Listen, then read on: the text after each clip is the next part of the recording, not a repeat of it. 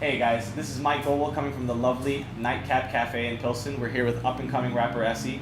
She just released an EP named Autumn. I sincerely suggest you check it out. For people who don't know you, who is Essie? Where are you from? Are you Chicago native? Yeah, so I go by Essie when I was writing poetry a lot, but as a like hip hop artist, I go by Lin-Z. Okay, so you do prefer Lin-Z. Okay, yeah, great, sure. That's my last name. But yeah, I grew up in Chicago. I grew up on the west side of Chicago.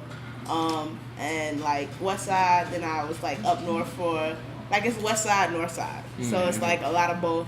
And yeah, that's pretty much it. Like just Chicago native, yeah. Sure.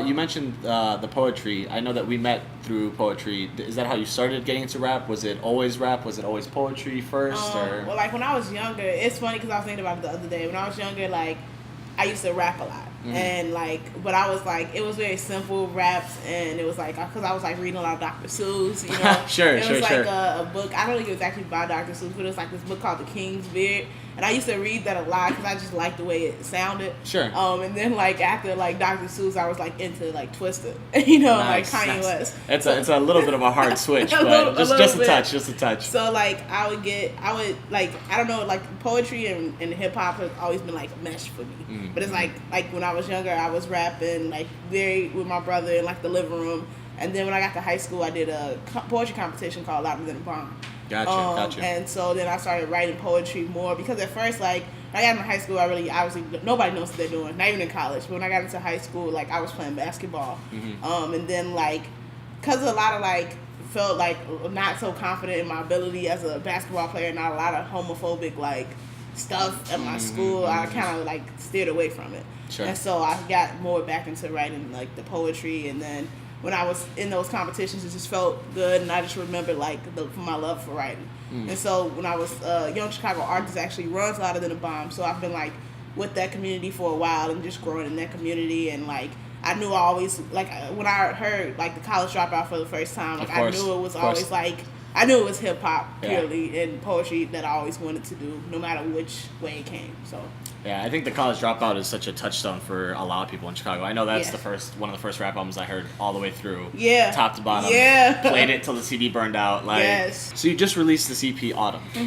What was the thoughts behind the title? Why Autumn? What was the theme? Well, one, I just know I've been working not really hard, but just been working for so long to release something. So I felt the need to release something before the year was out. Sure. But also, I entitled it Autumn because like.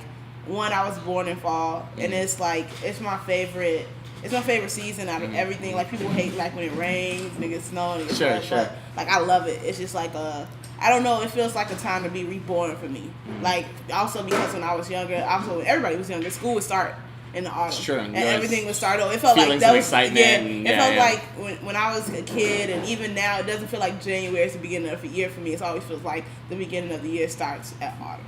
You know, so that's why I entitled it that. And so like a lot of the themes I tackle like just go like along with like being in school and being in the beginning of something and trying to finish something. In this album, you use the word dyke as an ownership word. You very much use it as like, you know, this is who I am. I'm proud to be this. And like there's a lyric that's something like they tried to battle me, thought I'd be afraid of the word, and then you come back and say I own this word. Basically, I don't know the exact lyrics, but do you want to talk a little bit about what does it mean to you to try and to make that word not a negative word for you, but actually something that you're like, this is who I am. I'm a lesbian, you know. Like when I was younger, like even it was like my freshman year, we had coming out day. And so, like, we would have to wear, we didn't have to, but we had, like, tags. It was, like, hello, my name is, and you had, like, an orientation. So mine was, like, my not straight, but ... Because for some reason, I had this strange, like, I just didn't like the word lesbian. I don't know why. No, I still don't really like that word that much. Sure. I don't know. It's just, like, something odd about it. And then also, like, black communities, when you're like a butch lesbian, you just get referred to as a stud, and I don't like that word either. But I don't know, for some reason I like the word dyke. I don't know. No. Like, I mean, it feels you use better. It well, believe me. the line with only dyke your mama likes since Ellen DeGeneres. I'm just like, that's so good. I'm just like, damn, killing it. Like, like I love the word just because like I think it's like the word that's been used most against me, and the word that I had to take back the most, because nobody's like, oh, look at that stud, you know, because stud and lesbian are very like nice, simple words, and like words I've never been like even attached to, and like I was never attached to the word dyke either. Like I really did hate it because that's what I was called so much. But I decided to use it because like it's my word, it's who I am. Sure. And like nobody can like, and then also not in a Circle 09, like the first track on the EP is like I say like but my coach, man, I hate the fucking sight of him because it was like this one instance where I came into one of the varsity games because I was on the freshman team. I wasn't like that good, you know. But I came into one of the games and I just had a hat on. It was like around this weather, and it wasn't like a baseball cap. It was like a little skull cap, like the one I was just wearing, you know, today. It was like to stay warm. And then he told me, he was like, you know, the policy here, no thugs, no dykes. And I was like, wow, like, ugh, yeah. Jeez. And I was like, that's crazy. It's a pretty rough statement. Yeah, and I'm like, I just want to be, you know, warm. Yeah, right. Have you not been to Chicago? You know, it's cold out. Right, I was like, I wasn't trying to be a thug, you know. I was like, I am gay, but I'm like, if that's the, like, I felt like, and then he would never show up to any of our games. It was a crazy thing. So like, when I heard that, like, I heard it from like, you know, older, like people in my older generations, and I heard it from younger people my age too, and so like that word has always been like something that I always had to. I knew I had to say. I was going to take back and own up one day.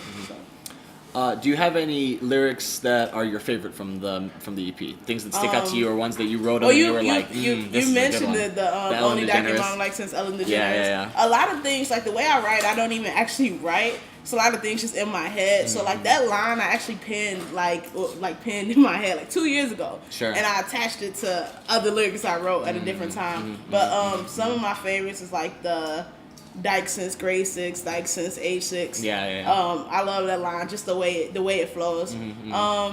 Probably another one, I know it's in the last track. It's probably like I'll come harder than 2 X's. Yeah. Talking, I don't know. I can't think of my own lines right now, but it's fine. Come harder than 2 X's. Yeah, I'm talking chromosomes. You know, like I like that one. I like a lot of stuff that refers to my sexuality, but I also like. I feel like Circle 09 was the most straightforward thing I've ever written because it's a good opener. Some of my some of my raps have like very like hidden meanings. Like you have to think for a second and be like, like that's what she meant, and like go back. But Gotcha. I feel like Circle 09. Like, I think that's my favorite piece just because it's, like, super straightforward. It flows well, and then you don't have to think about what I'm trying to say too much. I'm just trying to tell you what it is, you know? Gotcha. Yeah. In your poetry and in some of the lyrics in this EP, you talk a lot about chasing straight women. Was that a major inspiration for this EP? Was it heavy on your chest when you were writing the music? That's funny. Like that's always on my. It's always somewhere on the corners. But you know, it happens a lot. I don't know why. Sure. Like that's been my whole life, really. Sure. Like I don't know what it is. I don't know.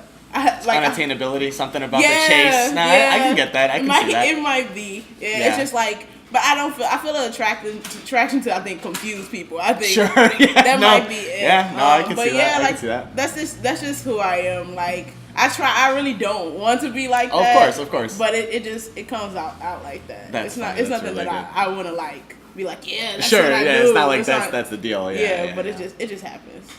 What's on the horizon for you? Do you have any shows coming up, any projects, any collabs, anything that you are looking forward to? Or just getting through the holidays?